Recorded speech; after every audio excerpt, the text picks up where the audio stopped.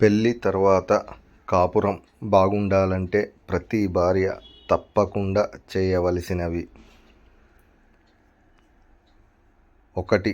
భర్తకి దూరంగా ఎక్కువ రోజులు ఉండకూడదు. 2. పరాయి పురుషులతో స్నేహం పూర్తిగా మానేయాలి. 3. ఎక్కువగా చుట్టాల ఇంట్లో, స్నేహితుల ఇంట్లో ఉండకూడదు. 4. భర్తను ఇతరుల దగ్గర తక్కువ చేసి మాట్లాడకూడదు. 5. ఎప్పుడూ భర్తను గౌరవించాలి. తను పడే కష్టానికి, చేసే పనికి విలువ ఇవ్వాలి. 6. ఇతరుల కాపురాల గురించి ఇంట్లో అస్సలు మాట్లాడకూడదు.